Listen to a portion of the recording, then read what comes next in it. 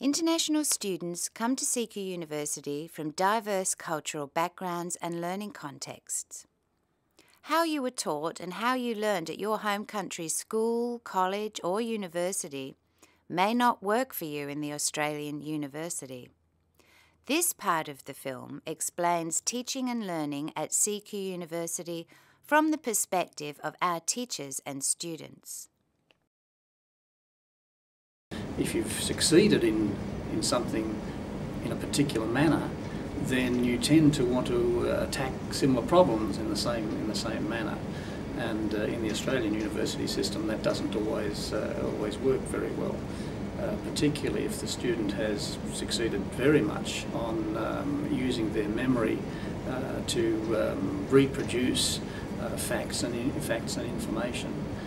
Whereas quite often the Australian question in an exam or an assignment will be a requirement to actually give opinions as to whether statements are correct or what you would do in a certain problematic scenario. And a lot of students have a difficulty adjusting to that. Some of the students who come directly from high school in other places, of course, don't necessarily have the same degree of expectation. And for a lot of it, it's a culture shock on the change in expectation that they have to go through in adapting to the Australian scenario. The education system is quite different. When I was in my country, there's once in a year final exam. 12 months I go to uni and come back, go uni and just the study, just the lecture, not tutorial. But when I came here, very effective. It's critical learning that we try to impart in them, not just repeat what the textbooks tell you or what the teachers tell you. And I try to explain critical thinking to students in this manner. I tell them, when I pose a question to the class, close your books. Don't ask me for the answer. Try to think based upon your experiences and the knowledge that you have gained so far as to how this problem can be solved. If you can arrive at a new alternative solution, that in itself is a pathway to critical thinking. We can then match the textbook solution, my solution, and your solution. If they are different, excellent, because you can now start reflecting on, how did I arrive at this solution? Why did I arrive at this solution? Why not? Questioning, reflecting, trying to arrive at new solutions, supporting your own solutions, and justifying arguments. This is perhaps the best way you can start moving towards good critical thinking and university studies here in Australia. Thinking, what do you think critical thinking is? And well, according to my perception, critical thinking is that what's your view about the particular situation or the topic, and you have to present your ideas, your thoughts, along with some evidence. If you're saying something, you do have some evidence. So that's I think according to me, that's the critical thinking. Okay, well I come from a professional accounting background, and one of the things that is drilled into you from a very early stage of your career is that you need to have a healthy skepticism. So you need to look at things and say, well, is that statement correct? Are there facts to support that statement? Is there a better way of looking at the issue than what the statement suggests? And in terms of the assignment type problems that students will be given, they'll be normally required to research into what other academics have said, what professionals might have said. So they'll be looking at journal articles, they might be looking at professional journals as well as academic journals. And one of the things will be to sort out whether they agree with what various authors have said.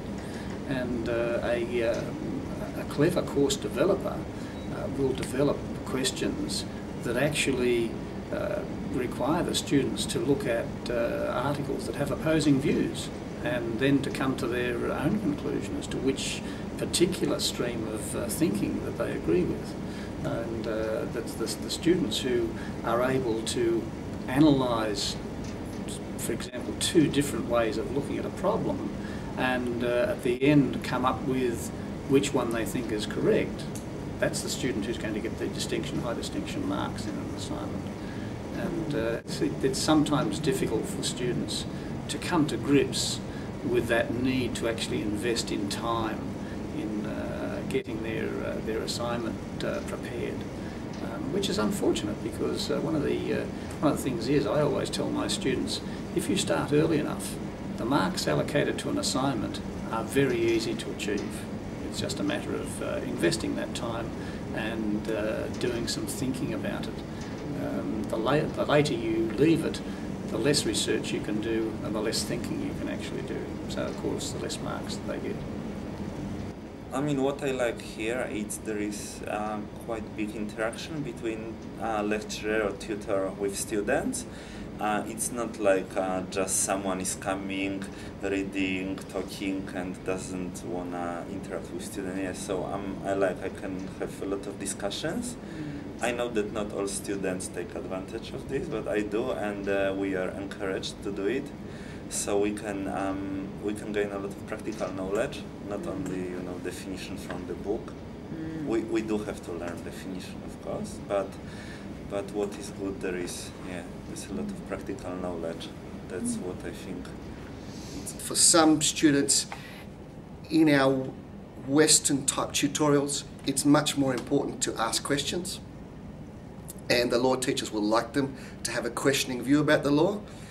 Sometimes we have to tell them they can put aside the thing if they're taught in some cultures that there's authority, and this happens with law. If the government tells you that, they're taught that that's correct and you can't question it. One of the things we have to teach is to be a bit questioning, to question maybe not only that the law is correct, but also to question the teachers too and their interpretation of the law. And we actually quite like a challenging interpretation. And the other thing is to tell the students, you're not going to be in trouble for questioning, and you're not going to be in trouble for criticising the law, and that's seen as quite important in Western thinking, and even in conversation, in normal conversation, to criticise the law, to talk to government, and that's being an involved citizen. So we quite like a critical analysis of the law, and someone who can think about the law and question why that law is like that, or what could be different, or if it could be better. Many of them come from prior education backgrounds where they have been encouraged to learn to memorise information for examinations. The model of teaching and learning in Australia tends to be much more critical. We encourage students to think for themselves, and we like to see that students are able to talk from texts, books, journals and academic texts. But we really are looking for them to give us their evaluation of the worth of those texts. We don't just want repeated information, and many students don't quite get that pattern of bringing various voices together in an essay, for example, but then giving their opinion on the basis of the voices of others. So I think that's quite difficult to learn, but luckily we have the Learning Skills Unit and those kinds of one-on-one assistance that helps those students pick up that skill.